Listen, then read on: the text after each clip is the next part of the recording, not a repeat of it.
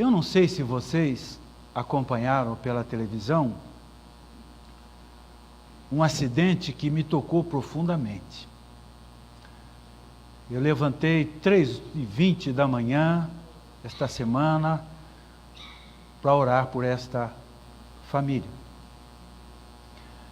Assim que nós encerramos o culto, domingo passado, dia 7, um pastor que havia deixado sua cidade, Campinas, viajou com a família para Goiás para celebrar o aniversário da esposa. Ele, um filho de 8 e um filho de 6.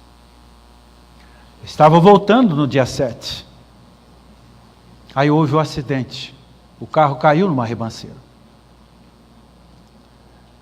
Morreram os pais e o filho de 8. E o Benjamin Miguel, 6 anos, ficou 48 horas ao lado dos corpos dos pais e do irmãozinho mais velho. E aí um milagre acontece. Ele sobe pela ribanceira e senta na beira da estrada. E ele é socorrido. E foi identificado o local do acidente. E a pergunta que todos nós faríamos, né? Foi a mesma pergunta que os vizinhos de João Batista fizeram quando souberam da gravidez da esposa. Que virá ser esse menino? Nós temos que orar muito pelo Benjamin Miguel. Hoje ele estaria recebendo presentes no dia da criança, né? Se nós temos os nossos filhos saudáveis, guardados, protegidos por Deus, nós temos que ser no mínimo solidário. E agradecer a Deus porque Ele tem guardado e protegido as nossas crianças. Eu tinha uma palavra até ontem, na hora do almoço, para ministrar no culto hoje. Mas eu passei pelos conflitos de pastores, né? Que é o conflito de pastor? De repente Deus disse, não vai ser essa palavra. E eu sentei ali no meu computador, fiquei pensando, meu Deus, então o que vai ser? E Deus me deu uma palavra, de ontem para hoje, breve, bem breve, para os pais, em relação aos pequeninos, em relação às crianças. E aí hoje eu vim de manhã para a igreja pensando, será mesmo esta? Será que Deus não vai me apertar de novo para montar? Aí quando eu sentei aqui para ouvir um missionário, o missionário me leia o texto que eu havia acabado de ler e preparar com uma breve mensagem. Todinho, eu falei, ele vai pregar a mensagem que eu vou pregar hoje à noite. Ele nem sabe disso, Rodrigo. No Evangelho de João, no capítulo 10, versículos de 1 a 12. No Evangelho de João, capítulo 10, versículos de 1 a 12. Jesus, o bom pastor. Em verdade vos digo, o que não entra pela porta no aprisco das ovelhas, mas sobe por outra parte, este é ladrão e salteador. Aquele, porém, que entra pela porta, esse é o pastor das ovelhas. Para este, o pastor abre, as ovelhas ouvem a sua voz, ele chama pelo nome e as suas próprias ovelhas e as conduz para fora. Depois de fazer sair todas as que lhe pertencem, vai adiante delas, e elas o seguem, porque lhe reconhecem a voz. Mas de modo nenhum seguirão o estranho, antes fugirão dele, porque não conhece a voz dos estranhos. Jesus lhe propôs esta parábola, mas eles não compreenderam o sentido daquilo que lhes falava.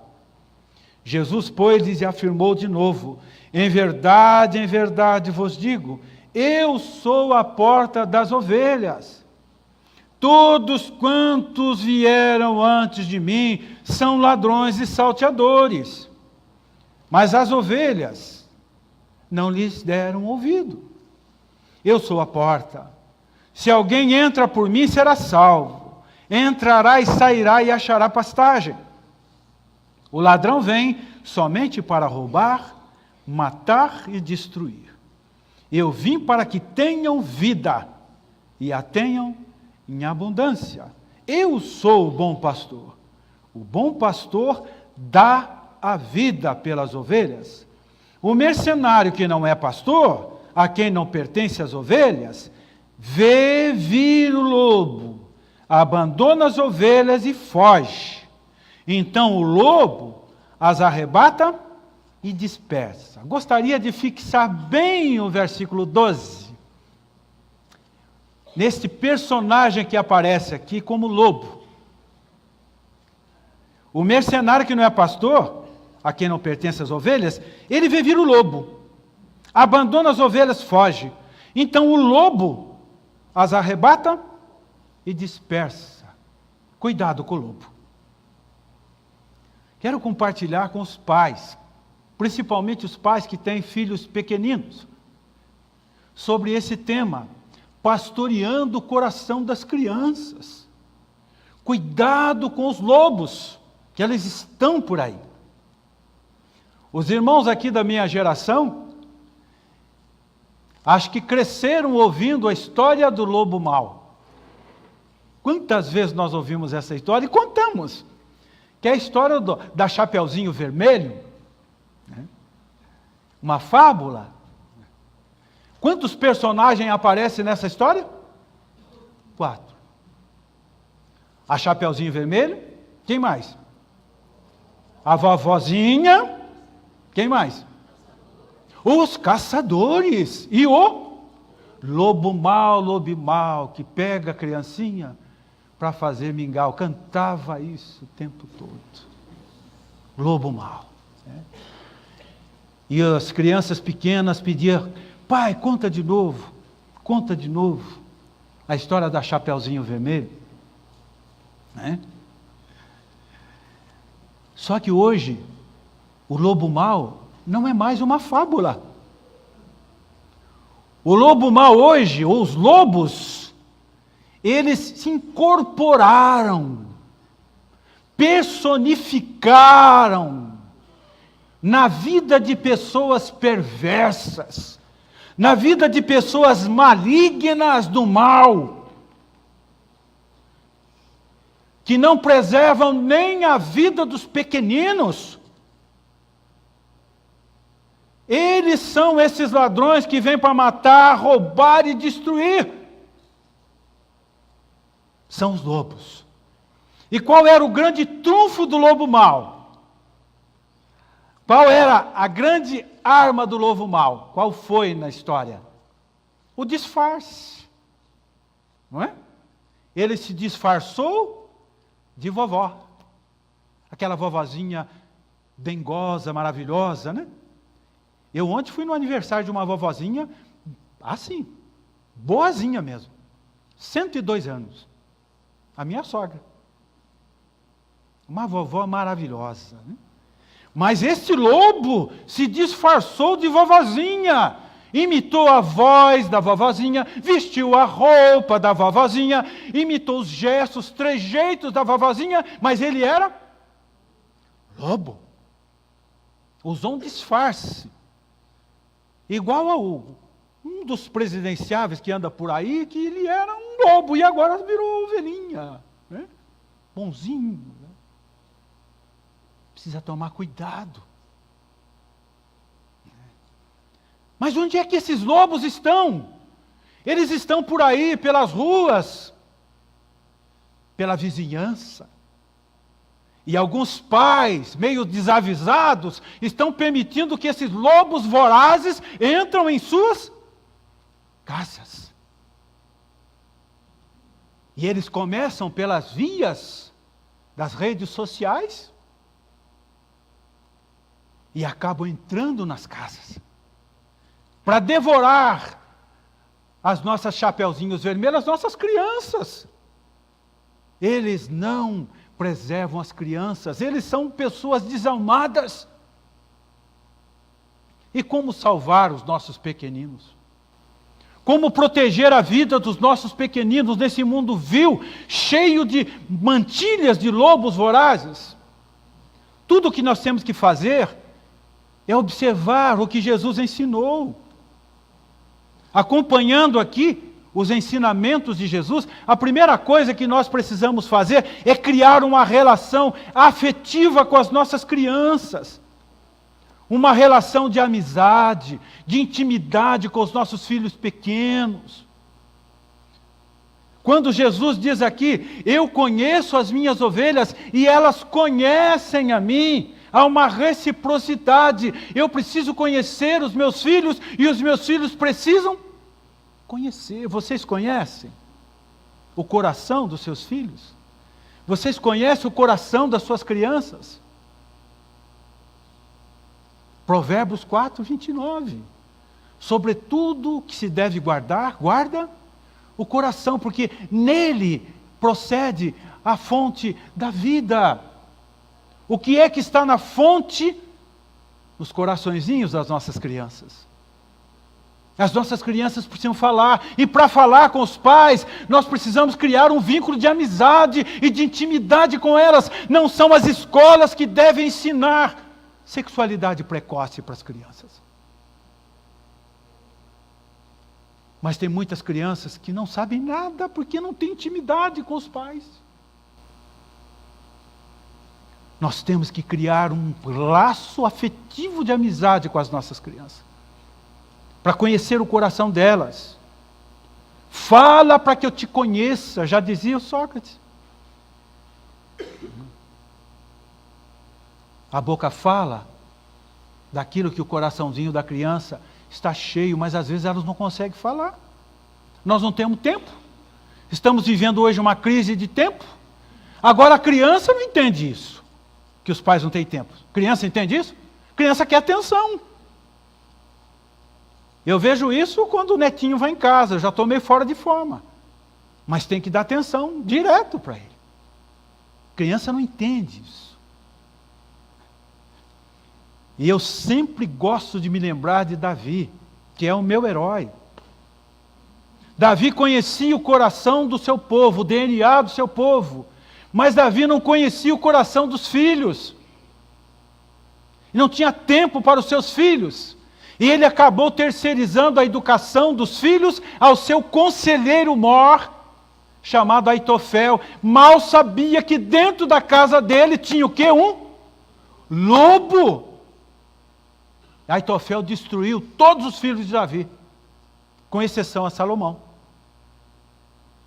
O lobo mau entrou na casa dele, estava lá dentro da casa dele e ele alimentando o lobo. Quem são as pessoas que cuidam das suas crianças? Quem é o tio da van que leva e que traz? Quem são os professores que ministram? Como é que suas crianças estão chegando em casa? Conversem com elas. Crie esse laço afetivo para proteger os pequeninos. Seguindo o aprendizado de Jesus. Segundo lugar, é preciso vigilância. Proteger o nosso aprisco. Proteger o nosso jardim florido. O nosso pomar. Que são as nossas crianças, que o mundo quer pisar, estragar. Nós temos que proteger, vigiar o nosso pomar.